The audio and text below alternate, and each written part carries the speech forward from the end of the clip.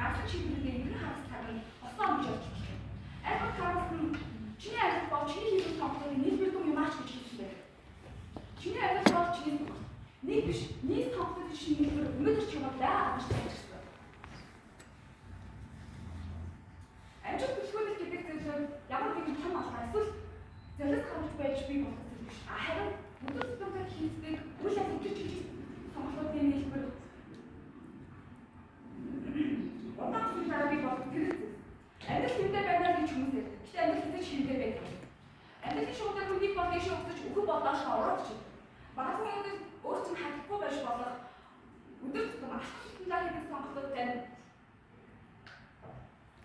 хаан хүлээх гэдгийг тодорхойлж байна. Бүх зүйл хамтлагдаг, тайлж бай, мууч бай.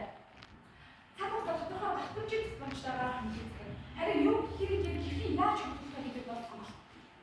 Өнөөдөр 10 минут маш хурцлал 30 минут унах гэдэг тийм ч үйл ажиллагаа авсан сонголт биш юм гэж. Гэхдээ энэ хоёр сонголтын аль нэг бүтэн жилийн хугацаанд хийх ямар үр дүн гарах вэ?